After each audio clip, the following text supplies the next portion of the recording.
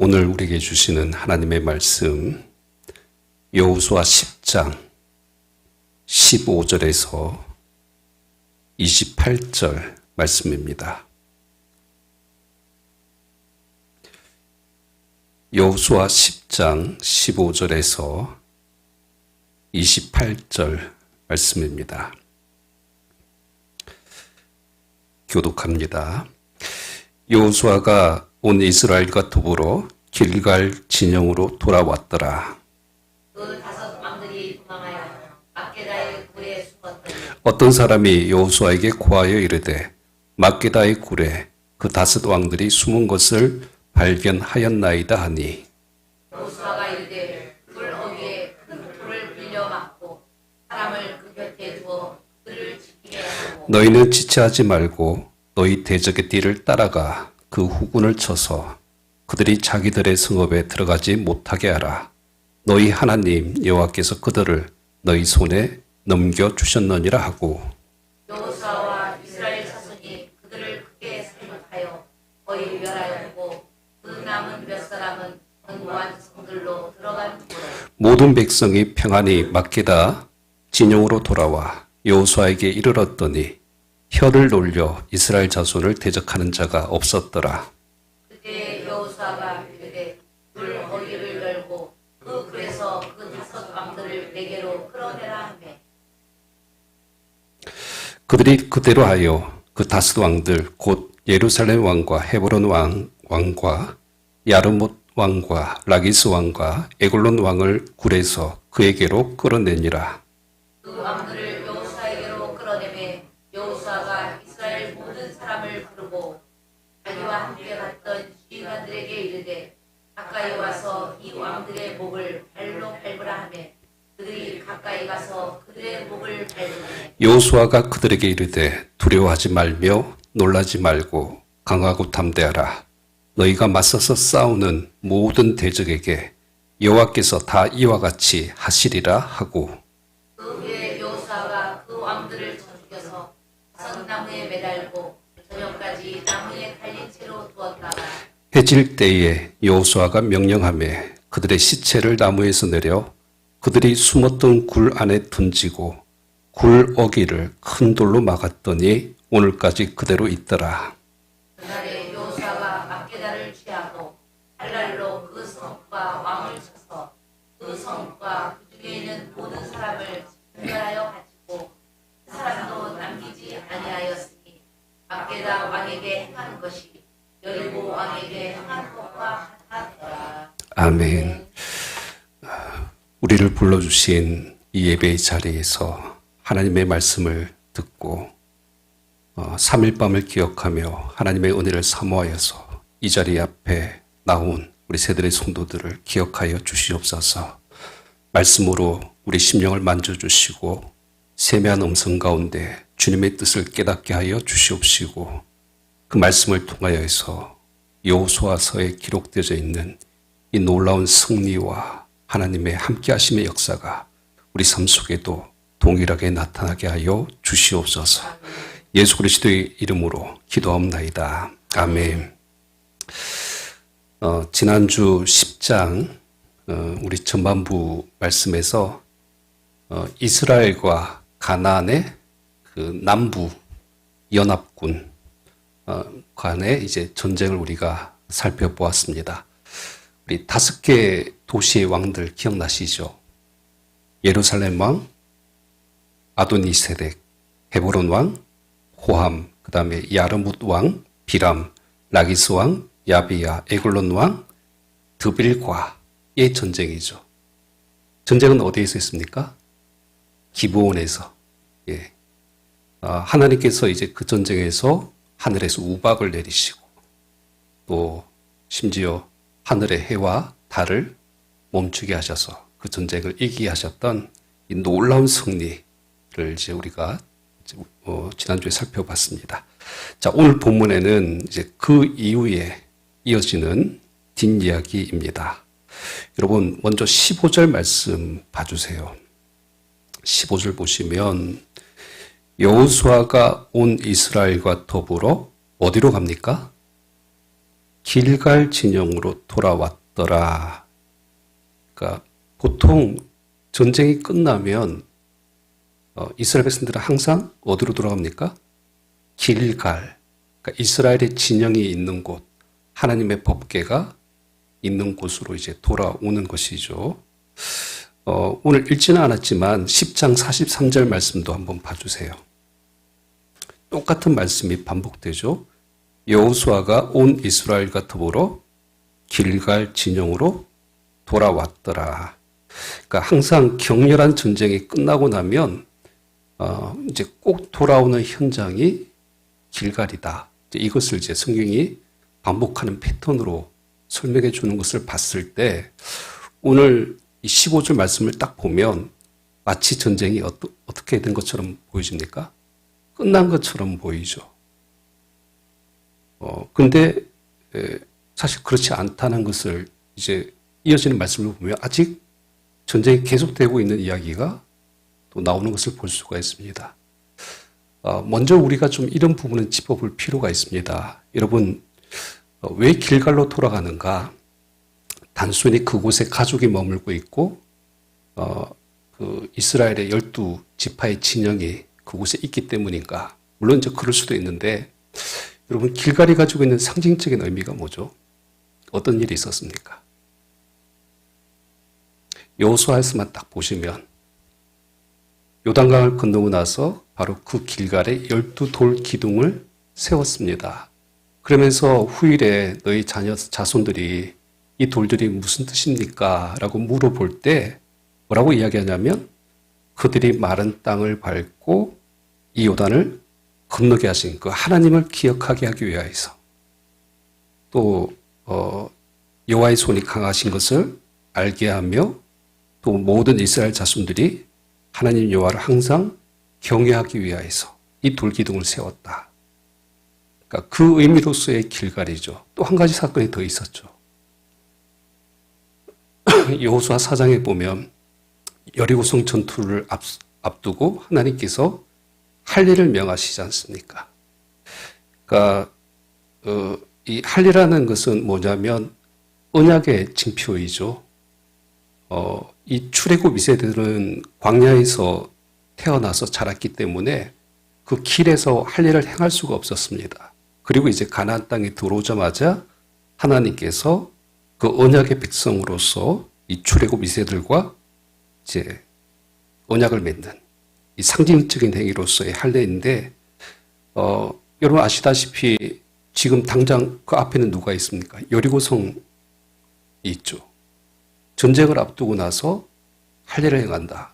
그러니까 이거는 굉장히 무모한 행동이죠. 비상식적인 것이었습니다. 그럼에도 불구하고 이제 전적으로 하나님을 믿고 순종함으로 이제 이 땅에서 할례받은 백성으로서 우리가 하나님 앞에 살아가겠다라는 그러니까 그런 의미로서의 길갈입니다. 그러니까 이제 길갈에 돌아올 때마다 이스라엘 백성들은 뭘 생각하죠? 그렇죠. 자신들이 누구인가를 항상 생각합니다. 자신들의 정체성. 우리는 하나님의 언약의 백성들이지. 하나님께서 우리와 함께 하셔서 이 요단강을 건너게 하셨지. 그러니까 이런 어떤 하나님의 은혜를 기억하고 우리도 이 땅에서 하나님을 믿는 믿음과 순종으로 살아가야 되겠다. 그러니까 이 마음을 계속 길갈에 갈 때마다, 돌아갈 때마다 또 생각하고 상기하는 곳이 이제 바로 이런 길갈의 의미라고 할 수가 있습니다. 자, 그런데 이제 보세요. 여기 마치 격렬한 전쟁을 마치고 이스라엘 백성들이 길갈로 돌아온 것처럼 보이는데 오늘 말씀을 보면 16절, 17절 말씀 한번 봐주세요. 전쟁이 끝난 것이 아닙니다. 그 다섯 왕들이 도망하여 막게다의 굴에 숨었더니 자, 이 5개의 도시의 왕들이 아직 살아남아 있다는 거 보이시죠? 그들이 이제 숨어 있었습니다.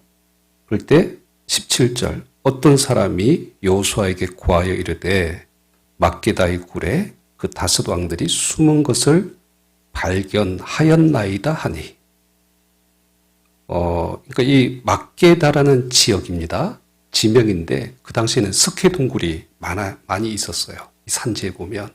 자, 그 굴 속에 이 5명의 왕들이 숨어 있다가 발각이 됩니다. 그리고 이제 여호수아는 이 소식을 듣자마자 이스라엘 백성들을 다시 이끌고 막게다 굴로 그들을 잡으러 가는데 여기서 우리가 좀 2가지를 좀 흥미로운 사실을 발견할 수가 있습니다.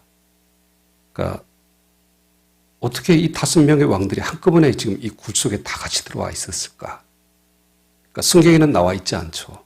뭐 어떻게 이렇게 같이 모여 있었는지 알 수는 없는데 보통 여러분 왕들이 도망칠 때 이런 식으로 도망치지 않습니다.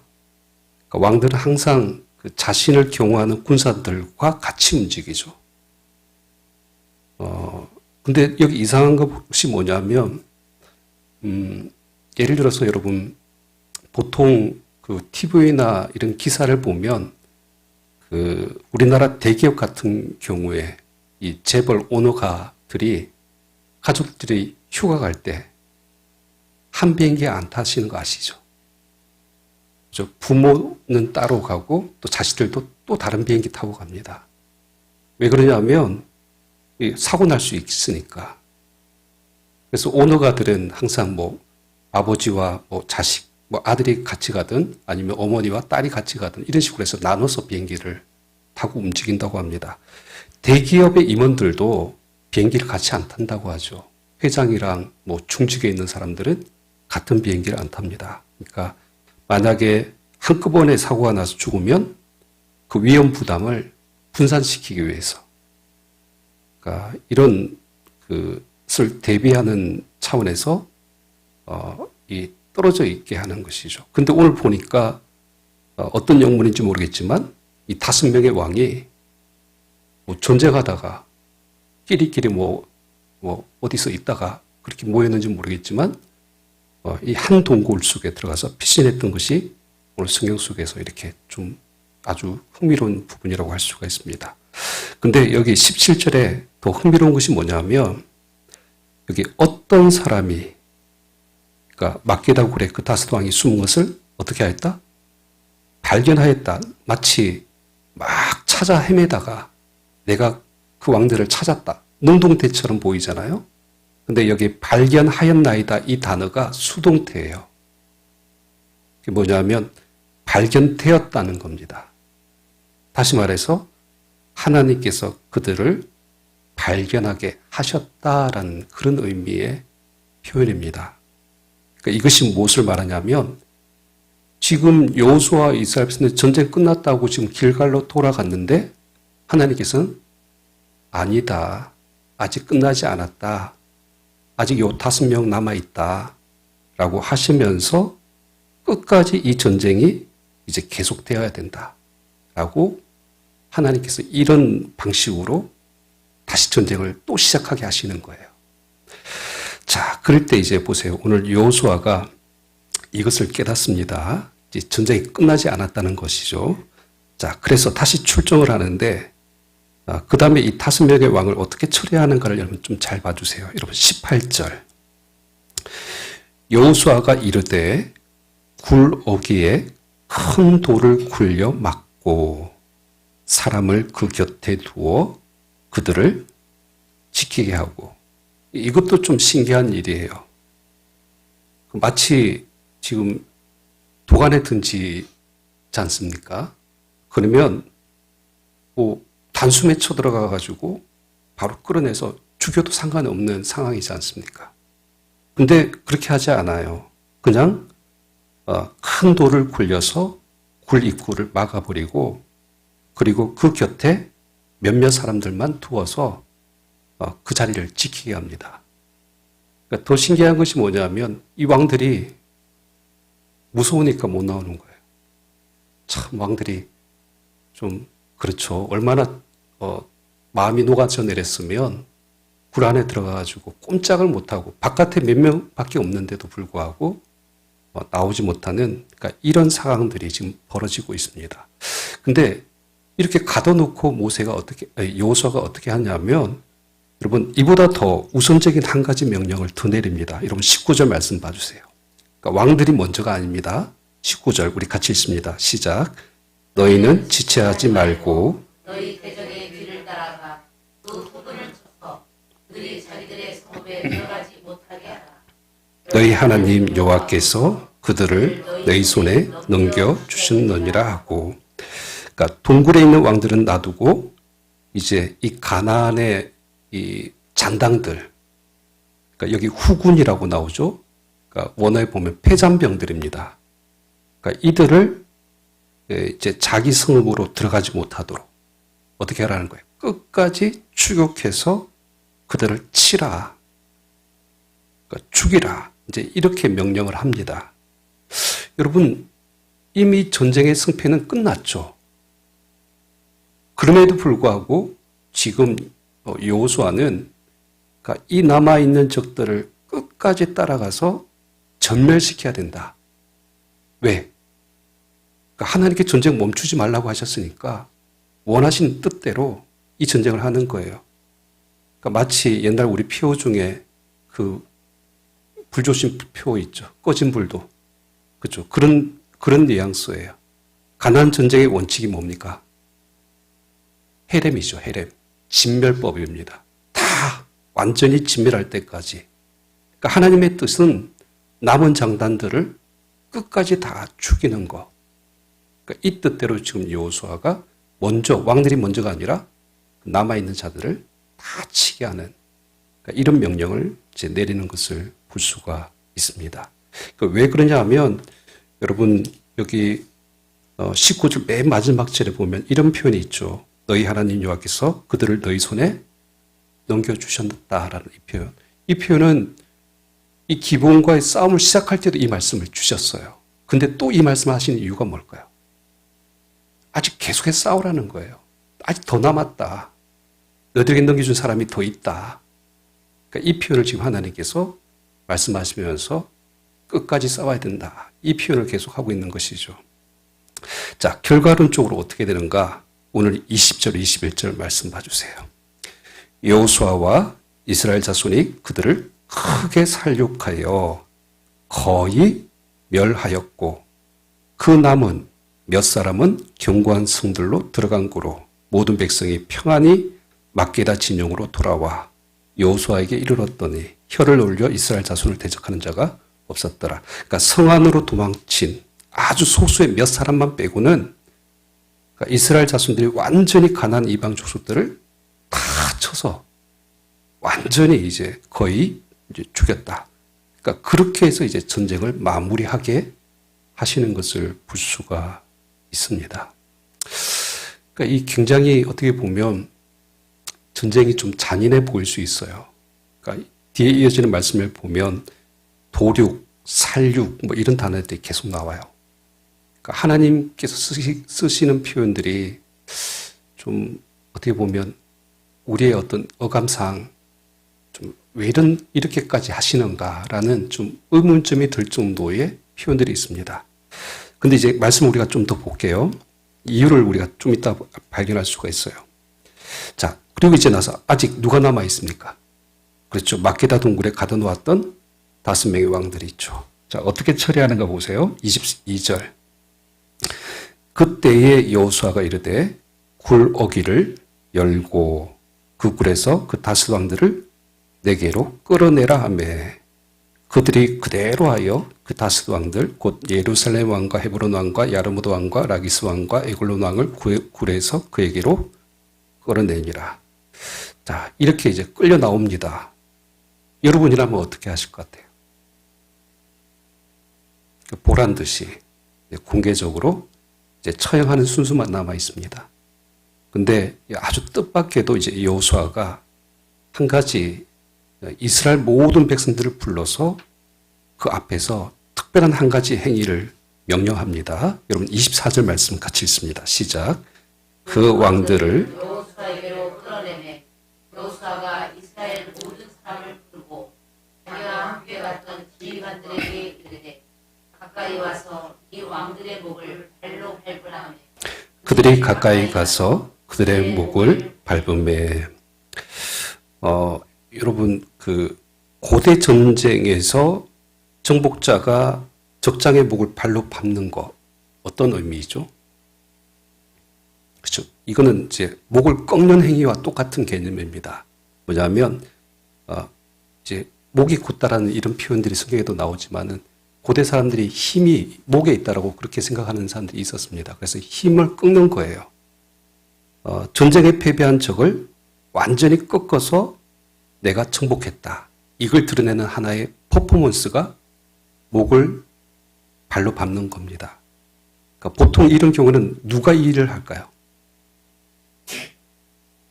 전쟁을 총지휘했던 이 사령관이 자기의 위엄과 이 영광을, 이제 승리의 영광을 이렇게 드러내기 위해서 이 왕이 그렇게 많이 하죠.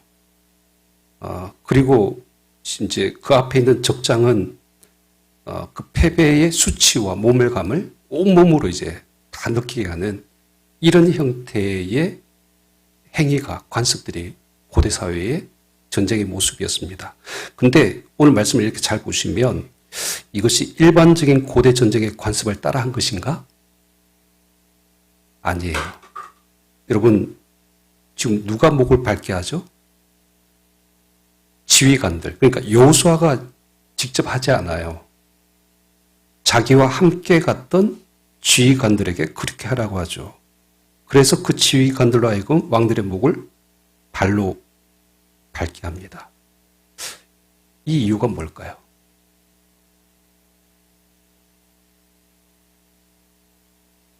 그러니까 25절에 보면 이제 부연해서 여호수아가 설명하는 부분이 있죠. 여호수아가 그들에게 이르되 두려워하지 말며 놀라지 말고 강하고 담대하라. 너희가 맞서서 싸우는 모든 대적에게 여호와께서 다 이와 같이 하시리라 하고, 자, 여기서 여러분께서 체크해야 될 부분이 어딜까요? 만약에 밑줄을 긋는다면. 그렇죠. 너희가 맞서서 싸우는 모든 대적에게 누가? 그렇죠. 여호와께서 다 이와 같이 하시리라. 그러니까 그들의 목을 꺾고 발로 밟는 분이 누구예요? 여호와 하나님이셨다라는 이 사실을 보여주기 위한 행위입니다. 그러니까 이 전쟁의 성격을 다시 한 번 더 여호수아는 이스라엘 백성들에게 깨닫게 하는 거예요. 이 전쟁은 하나님께서 이 땅의 왕들의 목을 발로 밟으시는 전쟁이다. 그러니까 이거를 지금 드러낸 것이죠. 근데 여러분, 이제 여기서 우리가 좀 더 깊이 들어갈 이제 부분이 있는데, 그러니까 오늘 성경에 등장하는 이 가나안의 5 도시의 왕들, 그러니까 어떤 사람들이죠? 어쨌거나 타이틀이 뭐예요? 왕이잖아요. 그러니까 영적으로 볼 때 이 사람들은 세상의 왕들입니다. 스스로 왕이 된 자들, 그리고 스스로 이 땅에서 주인 노릇하는 자들, 자신의 주권과 권세를 가지고 살아가는 자들이죠. 그러니까 이들은 지금 표면적으로 누구와 싸우는 것처럼 보이냐면 이스라엘과 이런 이방 민족들의 왕들과 싸우는 것처럼 보이지만은 이 궁극적인 내용이 뭐냐면 진정한 왕이신 하나님을 대적하는 이 땅의 왕들인 거예요. 그런 자들을 하나님께서는 어떻게 하신다고요? 반드시 그들을 목을 발로 밟으실 것이다. 그러니까 이거를 지금 이 행위를 통하여서 보여주시는 것이죠. 근데 이방인들의 왕만 발로 밟는 게 아닙니다. 나중에 보시면 여러분 사사기로 넘어가면 이제 그 대상이 누가 되냐면 이스라엘이 발로 밟히는 존재가 돼요. 여러분 사사기를 관통하는 그 시대의 모습이 어떤 모습이었죠? 우리 사사기 21장 25절 맨 마지막 절에 기록된 말씀 기억나시죠? 그때의 이스라엘에 뭐가 없으므로? 왕이 없으므로 사람이 각기 자기의 소견에 옳은 대로 행하였던 시대. 이때 여러분 정말 이스라엘에 왕이 없었습니까? 누가 왕이었습니까? 하나님이 왕이신데 그러니까 어느 순간 이스라엘 백성들이 타락하니까 스스로 왕이 되려고 했죠. 그래서 자기가 이 세상의 왕으로서 자기의 소견에 옳은 대로 행하였던 시대가 사사시대였습니다. 그런 이스라엘 백성들의 그 사사시대에 그 이스라엘 백성들을 어떻게 하시죠? 하나님께서 목을 발로 밟아버린 시대, 꺾어버린 시대가 사사시대인 것입니다. 그러니까 오늘 여호수아의 그러니까 메시지, 그 숨겨져 있는 의도가 바로 이런 겁니다. 이 땅의 인간이 스스로 왕이 되고자 하는 자의 종말. 그러니까 이스라엘 백성들의 그 눈으로 지금 그들을 보게 하시는 것이죠. 그러면서 뭘 교훈하냐면 그 지휘관들에게 이렇게 말을 하는 것이죠. 이겼다고 자만하지 말라. 너희가 잘 싸워서 이긴 것이 아니다. 여호와 하나님께서 행하신 일이라는 것을 다시 한 번 더 그들에게 가르쳐주면서 하나님이 진정으로 그들의 왕이시다라는 이 사실을 백성들에게 지금 보여주기 위한 하나의 중요한 어떤 행위를 이 퍼포먼스를 통해서 보여주고 있는 것입니다. 자, 결국 이제 오늘 말씀을 보면 이제 26절에 여호수아가 그 왕들을 결국 이제 쳐서 죽이고 나무에 매답니다. 그리고 27절에 보면 그들의 시체를 나무에서 이제 해질녘에 내려가지고 그들이 숨었던 이 막게다 굴에 던져버리죠. 그러니까 어떻게 보면 참 아이러니입니다. 그러니까 목숨을 구하기 위해서 어떻게 보면 안전하다라고 생각했던 그들의 피난처가 어느 순간에 돌문이 막혀서 감옥이 되어버리더니 이제 마지막 그들 순간에는 어떻게 됩니까? 그들의 시체를 던져버린 무덤이 되어버리는 이 비참한 최후의 모습을 오늘 이제 성경 속에서 이제 우리에게 보여주고 있습니다. 그러니까 이런 말씀 우리가 읽다 보면 앞서서도 말씀드렸지만 참 전쟁이 잔인하다. 굳이 이렇게까지 해야 되느냐? 뭐 이런 생각들이 드는 부분들이 있습니다. 뭐 살육, 도육, 뭐 목을 발로 밟는 거, 나무에 매달고 시체를 그렇게 또 던져버리는 거. 그러니까 이런 이야기를 보면 왜 이런 전쟁을 굳이 성경에 기록했을까? 그러니까 이런 의문이 들 수 있어요.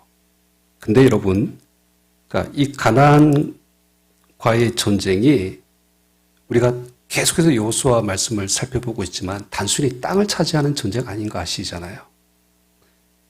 그러니까 영적으로 이 가나안의 전쟁은 하나님의 심판의 전쟁입니다. 하나님의 원칙은 딱 한 가지였습니다. 헤렘. 그러니까 진멸의 전쟁이죠. 그래서 가나안의 모든 것들은 어떻게 하지 말아야 됩니까? 남겨두지 말아야 돼요.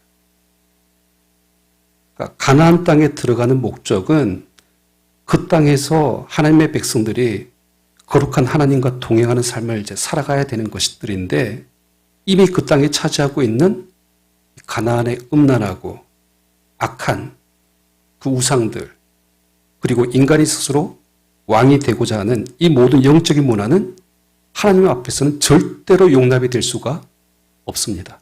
그러니까 이걸 하나님께서 앞에서는 타협해야 될 부분이 아니고 또 혼합되어지거나 섞여질 부분이 아니라 완전히 멸절시켜야 되는 부분이라는 것이죠. 그래서 이제 오늘 이 가나안의 다섯 왕들과의 전쟁도 이제 이런 식으로 하나님께서 진행되게 하시는 겁니다. 끝까지 추적하는 거예요. 그래서 남기지 않는 전쟁을 하게 하시는 것이죠. 그러니까 그래야지만 이제 이스라엘이 정착하고 살아갈 때 이 악한 세상에 물들지 않게 하기 위하여서 이와 같은 전쟁을 하게 되는 것입니다. 근데 여러분 이제 오늘 말씀 우리가 좀 마무리하면서 사실 이와 같은 그 가나안의 전쟁은 오늘 성경 속에만 기록되어져 있는 것이 아니라 저와 여러분들의 삶 속에서도 계속 일어나고 있는 전쟁의 모습입니다.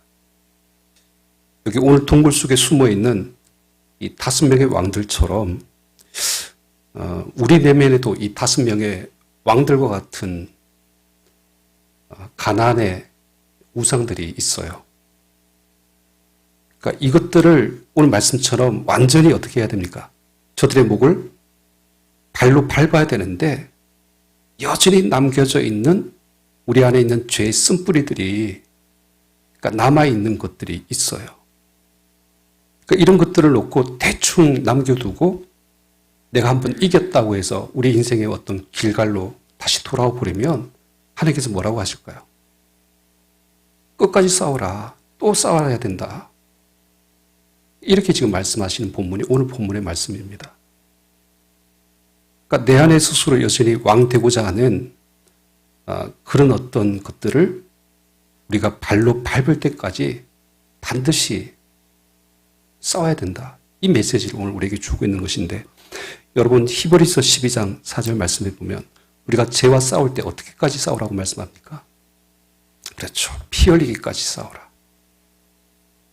그러니까 우리 안에 있는 남아있는 하나님보다 높아진 마음들, 또 하나님보다 더 사랑하는 것들이 여전히 남아있다라면 그런 것들과 타협하고 그리고 그것들에 혼재되어서 살아가지 말고 정말 피 흘리기까지 처절하게 마지막까지 그 순간까지 싸우라고 말씀하시는 것이죠.